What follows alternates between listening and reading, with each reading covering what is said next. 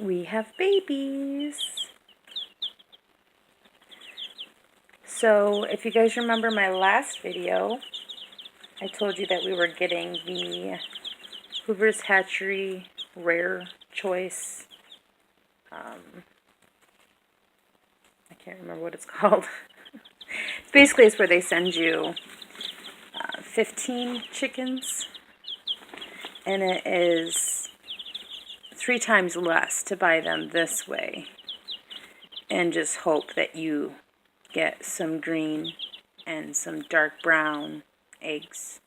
We have Americana, so we'll have 4 blue eggs, but we're hoping for some Starlight green eggers, which I think I might have a couple in there, and some Morans will give us dark brown eggs. There's some that do dark brown speckled eggs, and we need some olive eggers.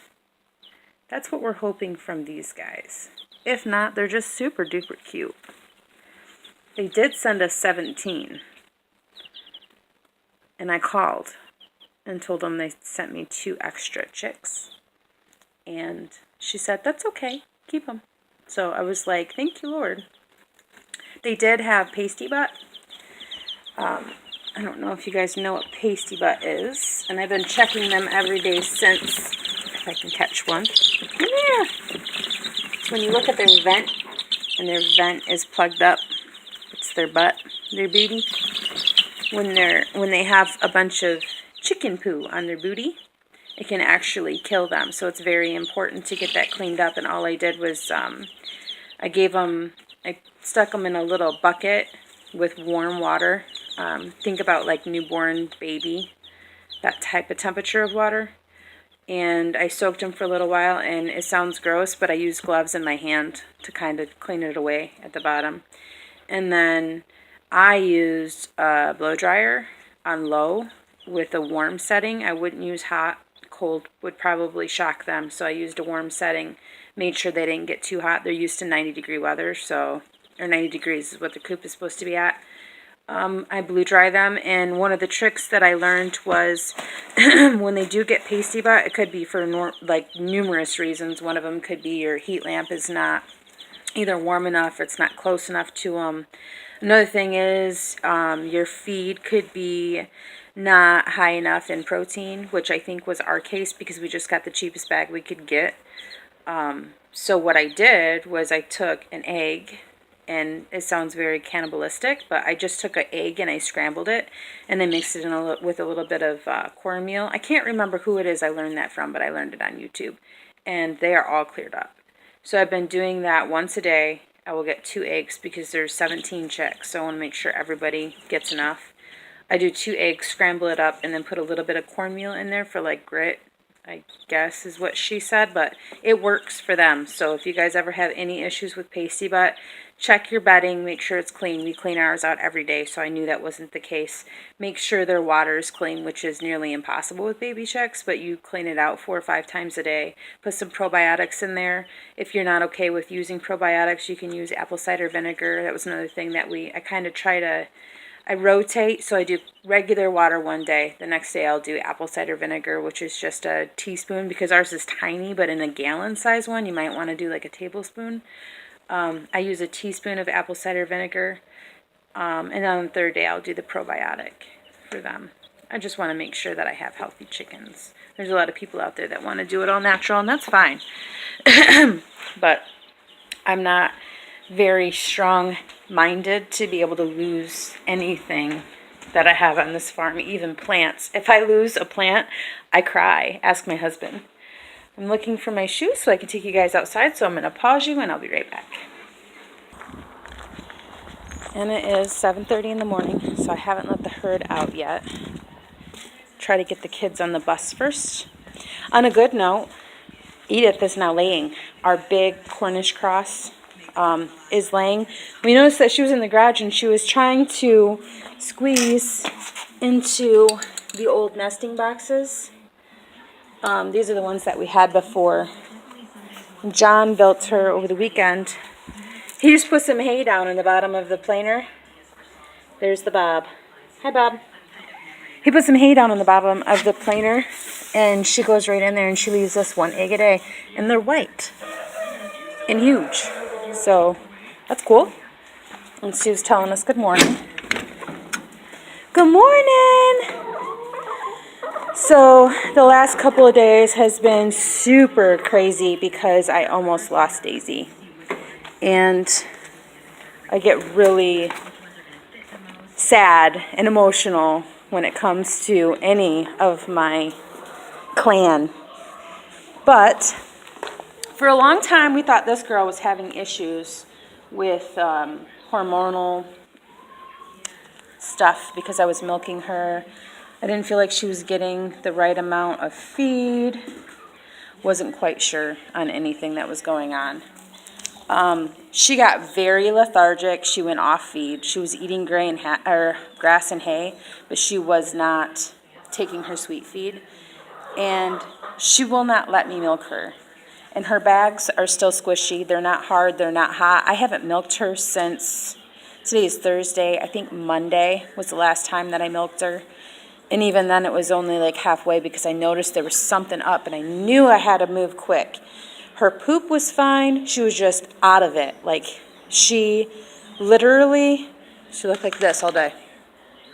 And her little ears were like flapped down, not perked up. She didn't run. She didn't want to walk around. She just either stood there or she'd lay there. So I knew something was going on. After work, I had John fly to TSC and pick up some ivermectin 1%, and we gave her a little over 1 cc of that. We treated the other two just because I feel like it's time.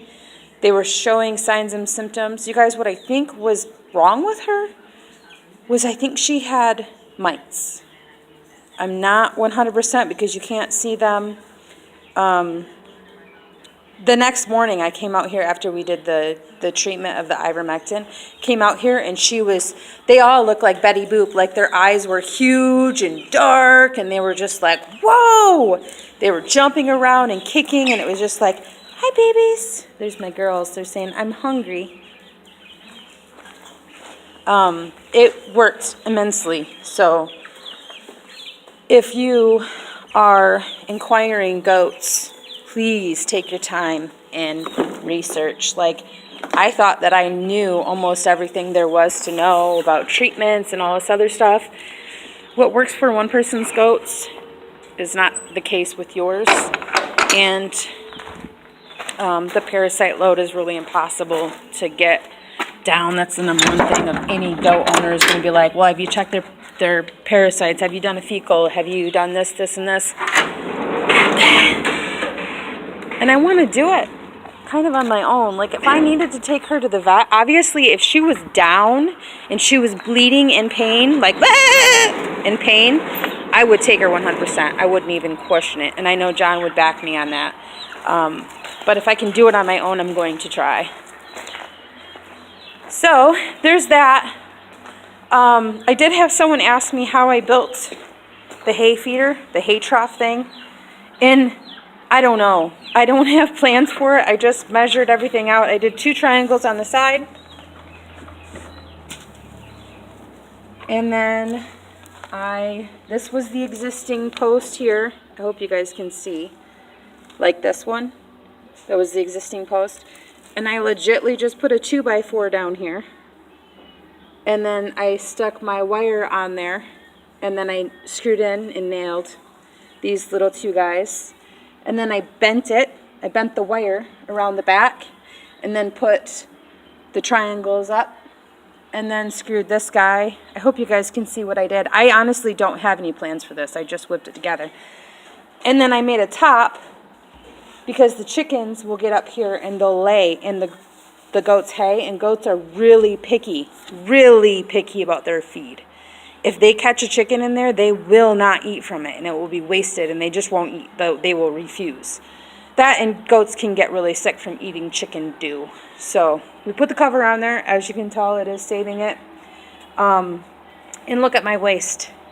There's like little to none. This has been in there for, I think I refilled it on Monday when I was out here with Daisy. So yeah, there's that. And I was going to tell you something else, but I can't remember. I don't remember what it was. I got to feed the... So weird coming out here without all of my stuff, my milking stuff. The little chicks are like, what's going on? We're starving. I'll feed them in a minute. I got to collect eggs too. And, oh, I was going to show you my garden. How far I've gotten on that. We got a greenhouse that was ran over by my father. He was at an auction. And you guys don't know the story. It's a secret because I think it hurt his feelings a little bit. He was at an auction and he accidentally ran over someone's greenhouse. It was a pure accident, but this lady was very angry and made him pay for it. So here he is with this broken greenhouse, and it sat in his, we call the guest museum. It sat in there for a year or two. Finally, I talked my mom into letting me borrow it, and putting this thing together has been so stressful because the directions were nothing compared to what I was supposed to do. Nothing. So this is the front, and I've been working on this since Saturday with the doors. And then this is the back. And in the instructions, it says to build them the exact same. Nothing about those 3 panels. And then I don't have the top triangular piece, so I don't know. And I think I have the rest of the parts, I'm hoping, because my goats keep spilling my hardware on the ground. So that's one thing that we have to do. Another, don't mind the mess, because I've been out here all day, every day since Saturday. And it's crazy because I'm basically living out here, so it's messy. I got my fence put up, so I decided to use the trellis as my gate for right now to keep the goats out. See if I can get you a better picture. But John and the kids bought me those little flower windmills, and it helps with the birds stay out of my carrots. And then over there, I actually took, remember those big logs that I pulled up? The roots. Here in Michigan, we call them roots. I don't know, everybody else calls them roots, according to my husband. That big thing that I pulled up from underground, and I buried it, so it kind of looks like a tree. And for Mother's Day, my husband and my babies went and bought me these cute little garden accessories. Don't mind my shovel, I put it there so I don't lose it. And my cute little wind chime. So it's just kind of dangling. And I think I'm going to put another one on this side. I have a ladybug for Alexa, a ladybug wind chime, to go there. In the other corner where that bucket is. Down here, my goats ate all of my grape hyacinths. And I think these are ditch lilies, but I'm not 100% sure. Someone said they could possibly be leeks. I don't know. And then I have some garlic. A little tiny baby guy. Another little tiny baby guy. Another little tiny baby guy. And right there is another tiny baby guy. So we have 4 garlics that sprouted. My celery has seen better days because I haven't been covering them at night because it's been so hot during the day. So this is my celery, and this is just the stuff that I bought from the store, but you can tell where it's coming back. Looks like I might have some spider mites in there. It's the celery, and then this is the romaine lettuce that's doing really good. This guy is trying really hard to stay in there, and that guy just kind of gave up on him. I think he just needs more heat. And then in here we have our, I think it's noble spinach. I'm pretty sure that's what it is. Last time I said giant something. Pretty sure it's just noble spinach. I'm not 100%. I do have it written down in the house. But we have a little tiny start. I hope you guys can see where I'm pointing. I don't have the option to flip the camera while I'm recording because otherwise it'll stop. But I have 1, 2, 3, 4, 5, 6. I have a lot of sprouts. Probably 15 out of the 30 that I've planted. I'm not giving up hope because I think That might be a piece of grass, but we don't pull out of this one because it should be weeded. So we're just going to wait that one out. But these are my little tiny baby, I think, spinaches. And over here, we should have carrots, which I'm seeing a lot of grass, I think. It's so hard because it's my first time and I have no idea what a carrot looks like when it starts out. And this legitly is the garden that I went through, and I pulled all of the sod out. There's no sod in here at all. Make sure I'm still recording. I've done that before, half hour later, and wasn't recording the whole time. Then we have our radishes. So this was the seed tape from Burpee. I just wanted to see. And then I have 2 rows of Baker Creek radishes. They should be there in about wherever my rocks are. See my rocks? So here's my rock for 1 row. Here's my rock for the Baker Creek. There's another rock for the Baker Creek, and those are just loose seeded. I do have one. Look at, guys. They're popping up. And then another row of seed tape. You guys can see those. I didn't have access to bring a whole lot of water out here because I didn't have my hoses. I went to the other house and picked up my hoses, so now I'm able to water a heck of a lot more. Then, in my second garden, you guys haven't seen this yet. This is also my no-till. I don't remember what I put in this one, but I don't think anything's popped yet. I know I put more carrots down here. I think they're carrots, maybe they're beets. I do have one little one little guy right there, if you guys can see. Sorry if you can't, because I'm not very good at this. But for a first timer, I'm impressed with myself that at least one of them are doing good, I think. This one is going to be kind of difficult. In this one I did beets, carrots, and something else. I did 3 onions maybe. I can't remember for sure. But John came in for Mother's Day and he got the rototiller from his buddy, and he rototilled that very last one. I don't have anything in there yet. But when he did that, sweet loving man kind of went over into this area. So a lot of what I planted in the second one, I don't know if it's going to make it because it got kind of like 6 inches of dirt put on it. So we're just going to hope and pray. And then in this one, I'm going to have to go inside and check. I just planted these Monday, so they're not going to pop. Trying to remember what I put in there. More carrots, because my kids love carrots. Oh, these.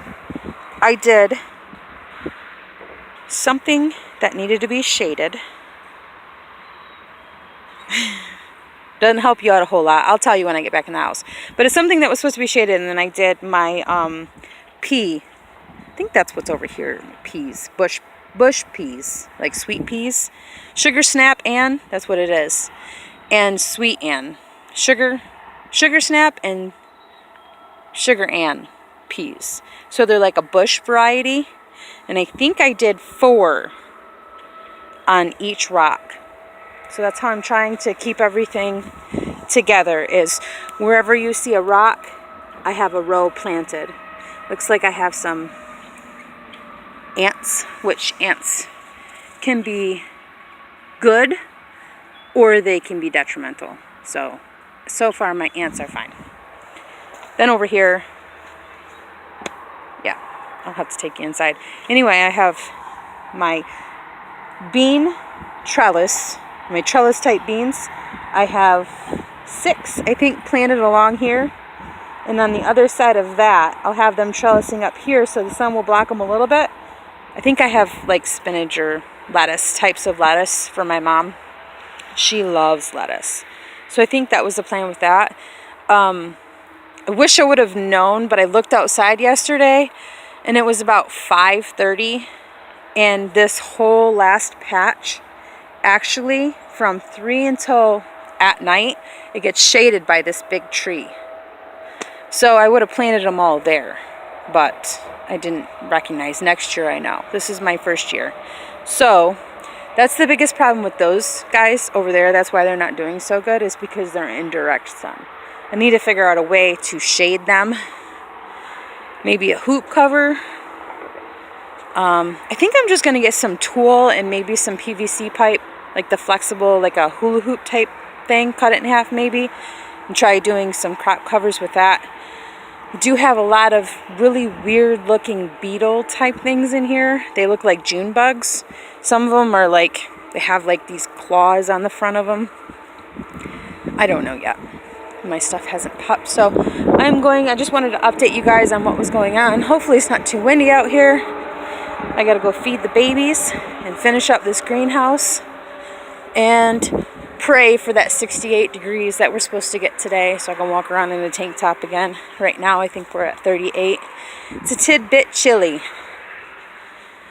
So I just wanted to update you guys and let you know what was going on. I'm going to get some of these in the garden probably by the next time you see it. John's buddy Craig gave those to us. I need to get those over there. My goats are killing my raspberries. I have nothing left. If there was green on my raspberries, there is no more. Look at those poor little guys. Goats literally eat everything, except for the stuff they can eat. It's usually how it goes, right? So, I will be on later. Thanks for watching, guys. Bye.